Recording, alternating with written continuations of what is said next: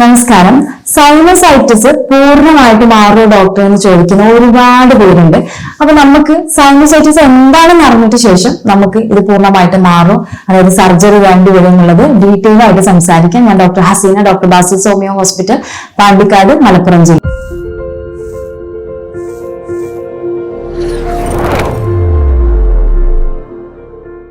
പലപ്പോഴും പല പേഷ്യൻസിന് പല മെഡിക്കൽ കണ്ടീഷൻസ് അറിയാതിരിക്കാറുണ്ട്. ബട്ട് നമ്മളെ കേസിൽ അല്ലെങ്കിൽ സൈനസൈറ്റിസ്, അലർജി ഇതെല്ലാം ബാധിക്കുന്ന പേഷ്യൻസിന് കൃത്യമായിട്ട് തന്നെ അവരുടെ ലക്ഷണങ്ങളും ഇതെന്താ കംപ്ലൈൻസും എന്നൊക്കെ അറിയാൻ പറ്റും. അപ്പൊ അതുകൊണ്ട് തന്നെ സൈനസൈറ്റിസ് ഒരിക്കലും മാറില്ല, അത് ലൈഫ് ലോങ് ഉണ്ടാവും, അലർജി പോലെയാണ് എന്നൊക്കെയാണ് പല ആളുകളും തെറ്റിദ്ധരിച്ചിട്ടുള്ളത്. ഇതിന്റെ ഒരു പാർട്ടാക്കി കൊണ്ടുവന്നാൽ മരുന്നിലൂടെ മാറ്റിയെടുക്കാൻ പറ്റുന്നതുണ്ട്, സർജറി കൊണ്ട് മാറ്റിയെടുക്കാൻ പറ്റുന്നതുണ്ട്.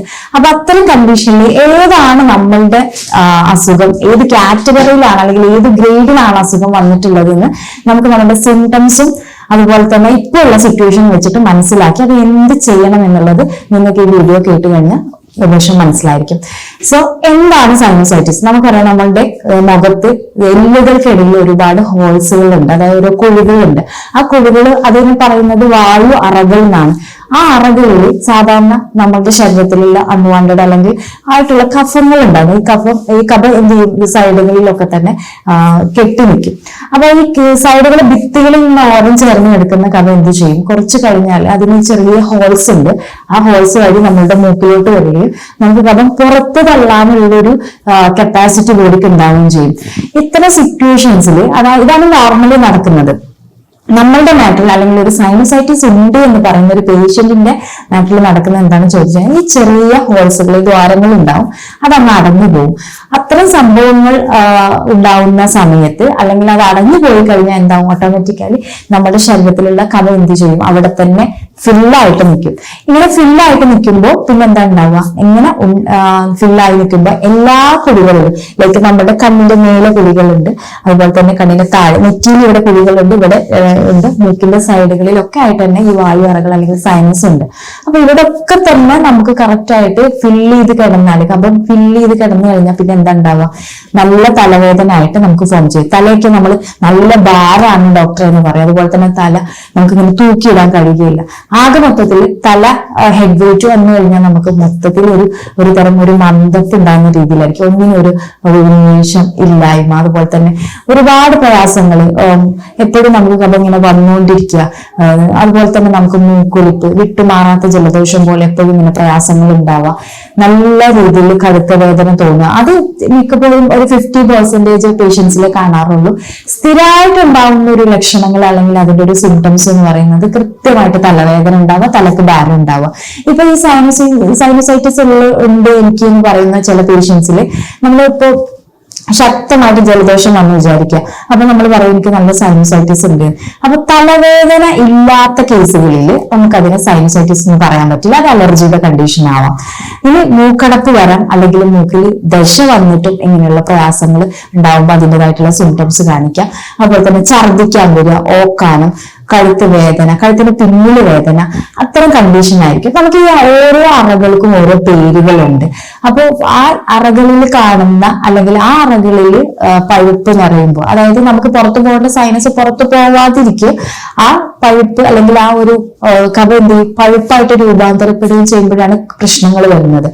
അപ്പൊ ഈ പഴുപ്പ് തന്നെ നമുക്കൊരു രാവിലെയാണ് പ്രത്യേകിച്ച് പേഷ്യൻസിന് കുറച്ചും കൂടി ബുദ്ധിമുട്ട് ഉണ്ടാക്കുക. അത് ബുദ്ധിമുട്ട് ഉണ്ടായി കഴിഞ്ഞാൽ ഒരു ഉച്ചയാവുന്നതോട് കൂടിയിട്ട് തന്നെ ഇതിങ്ങനെ കഫം ഇങ്ങനെ പതുക്കെ അല്ലെങ്കിൽ റിലീസ് ആകുക, അതല്ലെങ്കിൽ മറ്റെന്തെങ്കിലും സിറ്റുവേഷൻ സാഹചര്യത്തിൽ ഇതിങ്ങനെ കുറഞ്ഞു വരും. അതായത് സൈനസൈറ്റിസിന്റെ ബുദ്ധിമുട്ട് ബോഡി ഒന്ന് ഹീറ്റ് ആകുമ്പോൾ ഒരു ഉച്ച സമയമൊക്കെ ആകുമ്പോഴത്തേന് കുറേശ്ശായിട്ട് ബുദ്ധിമുട്ട് കുറഞ്ഞുകൊണ്ടിരിക്കും. കമ്പാരിറ്റീവ്ലി ഉച്ച കഴിഞ്ഞിട്ട് കുറച്ചും കൂടെ സിവിയർ കണ്ടീഷനിൽ, സിവിയർ എന്ന് പറയാൻ പറ്റില്ല, കുറച്ചും കൂടെ ബുദ്ധിമുട്ടായിട്ട് ഈവനിങ്ങും വരാം. അവിടെ ഏറ്റവും കൂടുതൽ പ്രയാസപ്പെടുത്തുക നമ്മളെ മോർണിംഗ് ആണ് എന്നുള്ളതാണ്. സൈനസൈറ്റിസിന്റെ ബുദ്ധിമുട്ട് നമ്മളെ ഏത് വായു അറകളിലാണ് സൈനസ് നിറഞ്ഞിരിക്കുന്നത് അല്ലെങ്കിൽ കഫം നിറഞ്ഞിരിക്കുന്നത്, ഏത് അറകളിലാണ് എന്നതിൽ വെച്ചിട്ട് നമുക്ക് വേദനയുടെ സ്ഥലങ്ങൾ മാറും. നമുക്ക് പലപ്പോഴും നെറുകയിൽ വേദന ഉണ്ടാവാം, അതല്ലാന്നുണ്ടെങ്കിൽ ഈ മൂക്കിന്റെ സൈഡുകളിൽ വരാം, കണ്ണിന് നല്ല വേദന ഉണ്ടാവാം. അപ്പൊ ഏത് അറകളിലാണ് നമുക്ക് ബുദ്ധിമുട്ട് ഫിൽ ചെയ്ത് നിന്നിട്ടുള്ളത് കഫം, അതിനനുസരിച്ച് നമുക്ക് വേദനകളുടെ പൊസിഷനിൽ വ്യത്യാസങ്ങൾ വരാം. അപ്പൊ നമുക്ക് അത് വെച്ചിട്ട് ഐഡന്റിഫൈ ഐഡന്റിഫൈ ചെയ്തിട്ട് ഏത് പ്രശ്നങ്ങളാണ് എന്നുള്ളത് നമുക്ക് മനസ്സിലാക്കാൻ പറ്റും. ഇനി പലപ്പോഴും ഇത് എപ്പോഴാണ് ട്രീറ്റ്മെന്റ് എടുക്കേണ്ടത് എന്ന് ചോദിക്കാറുണ്ട്.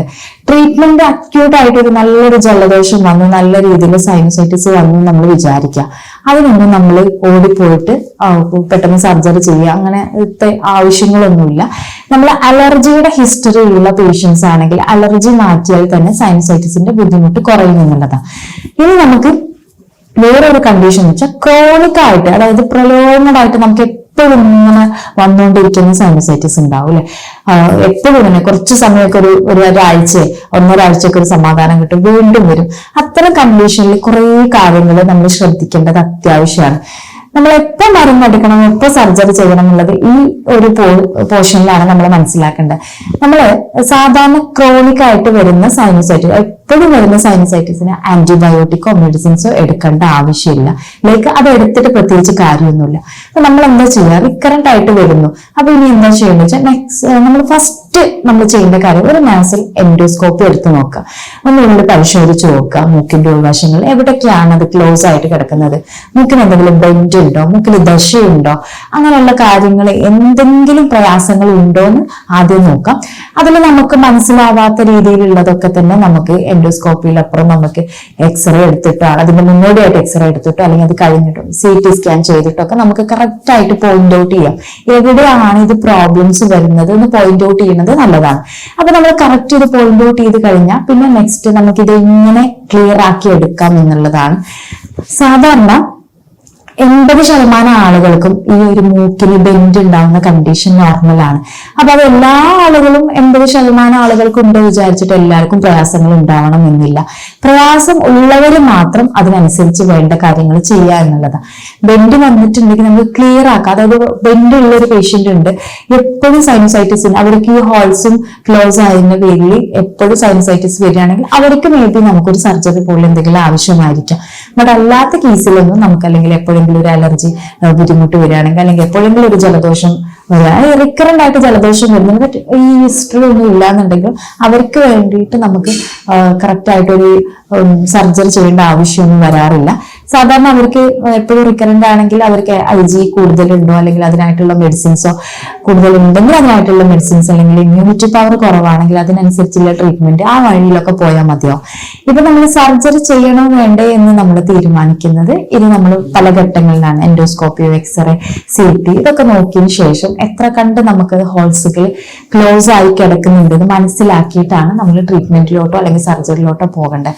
റിക്കറന്റ് ആയിട്ട് വരുന്ന അല്ലെങ്കിൽ ക്രോണിക് ആയിട്ട് വരുന്ന കുറെ നാളുകളായിട്ട് അടിക്കടിക്ക് വരുന്നതിന്റെ റീസൺ ഇതാണ് എന്നുണ്ടെങ്കിൽ നമ്മൾ ചെറിയ മൈന്യൂട്ട് ആയിട്ടുള്ള ഈ ഒരു ക്ലോസ് ആയിട്ടുള്ള ഹോൾസുകൾ ഓപ്പൺ ചെയ്യാന്നുള്ളതാണ് നമ്മൾ ഇതിന്റെ കുഞ്ഞു സർജറി കൊണ്ട് ഉദ്ദേശിക്കുന്നത്. നമ്മളിത് ലോക്കൽ അനസ്തേഷ്യ കൊടുത്തിട്ട് ചെയ്യുന്നതുകൊണ്ട് തന്നെ പേഷ്യൻസിന് വലിയ രീതിയിൽ ബുദ്ധിമുട്ടോ കാര്യങ്ങളോ ഒന്നും ഉണ്ടാക്കാറില്ല. അപ്പോ നമുക്കിപ്പോ ഇതിൽ എന്ത് ചെയ്യാൻ പറ്റും എന്നുള്ള കാര്യങ്ങൾ ശ്രദ്ധിക്കണം. അതായത് സർജറി തന്നെ ചെയ്യണോ എന്ന് ചോദിക്കുന്ന പേഷ്യൻസിനോട് പറയാനുള്ളത്, ചില കണ്ടീഷൻസ് അത് നമ്മൾ മെഡിസിൻസിലൂടെ നമുക്ക് കിട്ടുന്നതുണ്ട്, കിട്ടാത്ത സിറ്റുവേഷൻസും ഉണ്ട്. അപ്പോ മാക്സിമം നിങ്ങൾക്ക് നോക്കാം മെഡിസിനിലൂടെയോ ഇത് മെഡിസിൻ എടുക്കേണ്ട കണ്ടീഷൻ ആണോ, എന്റെ കണ്ടീഷൻ സൈനസൈറ്റിസ് തന്നെയാണോ അതോ മുൻപ് എനിക്ക് ഉണ്ടായിട്ടുള്ള അലർജി ആണോ വരുന്നത്, എനിക്ക് പ്രയാസം ഉണ്ടെങ്കിലും കഫത്തിന്റെ ബുദ്ധിമുട്ട് വരുന്നില്ല അല്ലെങ്കിൽ പ്രയാസം ഉണ്ടെങ്കിലും എനിക്ക് തലവേദന വരുന്നില്ല, അപ്പൊ എന്റെ കണ്ടീഷൻ അലർജിയുടെ ഭാഗമായിരിക്കാം. എനിക്ക് വരുന്ന അലർജിയുടെ എനിക്ക് സെൻസിറ്റീവ് ആയതുകൊണ്ടാണ് അല്ലെങ്കിൽ എനിക്ക് IG കൂടുതലായത് കൊണ്ടാണ് അല്ലെങ്കിൽ എനിക്ക് ഇമ്മ്യൂണിറ്റി പവർ കൂടുതലായതാണെങ്കിൽ അതിനാണ് നിങ്ങൾ ട്രീറ്റ്മെന്റ് എടുക്കേണ്ടത്. അപ്പൊ ഓടിപ്പോയിട്ട് സൈനസൈറ്റിസ് ഉണ്ട് എന്ന് വിചാരിച്ചിട്ട് അതിനായിട്ടൊരു ട്രീറ്റ്മെന്റ് ഒരു സർജറി ചെയ്യേണ്ട ആവശ്യമില്ല. ഇപ്പൊ നമ്മൾ ക്രോണിക് ആയിട്ട് കുറെ നാൾ മരുന്നൊക്കെ എടുത്തു നോക്കി ബട്ട് നമുക്കൊന്നും ഒരു റിസൾട്ട് വരുന്നില്ലെങ്കിൽ പിന്നെ കൃത്യമായിട്ടുള്ള ഒരു രോഗനിർണയം ഇതിൽ അത്യാവശ്യമാണ്. എന്ത് ചെയ്യണം, നമ്മൾ ഓപ്പൺ സർജറി ചെയ്യണമോ ഇല്ല മരുന്ന് കഴിച്ചാൽ മാറും, അതുള്ളത് കൃത്യമായിട്ടൊരു നമ്മള് പ്രൊസീജിയർ വെച്ചിട്ട് അല്ലെങ്കിൽ ലൈക്ക് നമ്മൾ എടുക്കുന്ന CT MRI അല്ലെങ്കിൽ നമ്മൾ എൻഡോസ്കോപ്പി MRI ഒന്നും ആവശ്യം വരാറില്ല. നമുക്ക് നോക്കിയിട്ട് വെരിഫൈ ചെയ്തിട്ട് ചെയ്യാം.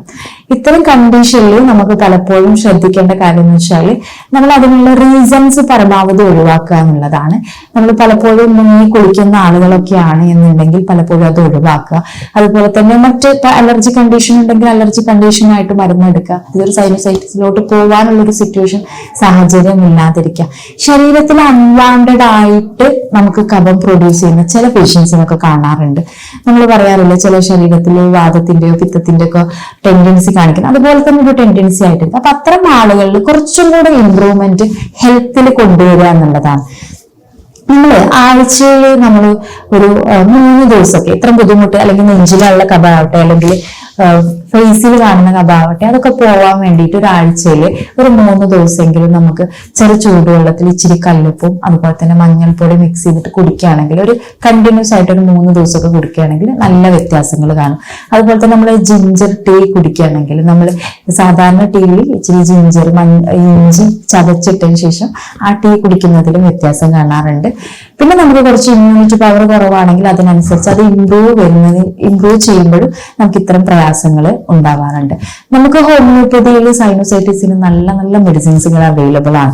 നമ്മളൊരു സർജറിയിലോട്ട് പോകുന്നതിന് മുന്നോടിയായിട്ട് നമുക്ക് വെരിഫൈ ചെയ്യാം, കൃത്യമായിട്ട് അനലൈസ് ചെയ്യാം എപ്പോഴാണ് ഏത് പൊസിഷനിലാണ് ഇപ്പൊ ഞാനിപ്പോ നിൽക്കുന്നത്, എനിക്ക് ട്രീറ്റ്മെന്റ് എടുത്താൽ ക്ലിയർ ആവുമോ, അത് എടുക്കുകയാണെങ്കിൽ എത്ര മാസം കൊണ്ട് എനിക്ക് ക്ലിയർ ആവേണ്ടി വരും, എന്തൊക്കെയാണ് സിറ്റുവേഷൻ എന്നതൊക്കെ നിങ്ങൾ കറക്റ്റ് ആയിട്ട് ഡോക്ടർ കണ്ടൊരു ഒപ്പീനിയൻ എടുത്തിട്ട് അതിനുശേഷം ഡോക്ടർ എന്താ മെഡിസിൻ കഴിച്ചാൽ ക്ലിയർ ആവും എന്നുണ്ടെങ്കിൽ നിങ്ങൾക്ക് മെഡിസിൻസ് കഴിച്ചിട്ട് വെരിഫൈ ചെയ്യാവുന്നതാണ്. അതല്ല സർജറി ചെയ്യണം എന്നുണ്ടെങ്കിൽ ആ പൊസിഷനിൽ ഡോക്ടർ നോക്കിയിട്ട് നിങ്ങൾക്ക് സർജറി ആണെങ്കിൽ ചെറിയ ഡോക്ടർ സർജറി ചെയ്ത് കഴിഞ്ഞാൽ നിങ്ങൾക്ക് ആ ബുദ്ധിമുട്ട് എന്നേക്കുമായിട്ട് മാറ്റിയെടുക്കാൻ പറ്റും. ബട്ട് നമ്മൾ ശ്രദ്ധിക്കേണ്ട കാര്യം പല കണ്ടീഷൻ നമ്മൾ പനിയും ജലദോഷം പോലെ തന്നെ പല കണ്ടീഷനും നമ്മൾ മരുന്നെടുത്ത് മാറിയാൽ വീണ്ടും അത് വരും എന്നുള്ളത്. കാരണം മനുഷ്യ ബോഡി അതങ്ങനെയാണ്. നമ്മളെ ഇമ്മ്യൂണിറ്റി അല്ലെങ്കിൽ നമ്മുടെ ലൈഫ് ലോങ് അല്ലെങ്കിൽ ലൈഫ് സ്റ്റൈലുകൾ എങ്ങനെയായിരിക്കുന്നതിനനുസരിച്ചിട്ട് നമ്മുടെ ലൈഫ് ലോങ് ഹെൽത്ത് കപ്പാസിറ്റി എന്ന്. അപ്പോൾ ഏതൊരു അസുഖവും മാറിക്കഴിഞ്ഞാൽ തിരിച്ചു വരില്ല എന്ന് ഒരു ഷുവറിറ്റി ഒരു ഡോക്ടേഴ്സിനും നമുക്ക് കൊടുക്കാൻ പറ്റില്ല.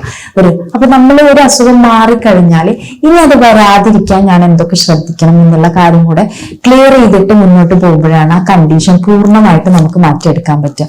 മേ ബി ഒരു 80% കംപ്ലൈൻസുകളൊക്കെ നമുക്ക് മരുന്നുകൊണ്ട് തന്നെ മാറ്റിയെടുക്കാൻ പറ്റുന്നതായിരിക്കും. ബട്ട് അത് വീണ്ടും തിരിച്ചു വരുന്നത് നമ്മളുടെ ലൈഫ് സ്റ്റൈൽ കൊണ്ടാണ്. പ്രത്യേകിച്ച് ഇത്തരം കണ്ടീഷനൊക്കെ ഉണ്ടാകുമ്പോൾ ബ്രീത്തിങ് എക്സസൈസുകൾ, മെഡിറ്റേഷൻ, യോഗ, നീന്തൽ പോലെയുള്ളത്, അതായത് നല്ല വ്യായാമങ്ങളൊക്കെ തന്നെ നമ്മുടെ ഹെൽത്തിനെ ദൃഢമാകും. അതൊരു കണ്ടീഷൻ കുറക്കുക മാറ്റുക എന്നതിനപ്പുറത്ത് ഹെൽത്തി ലൈഫ് കൊണ്ടുവരാനാണ്.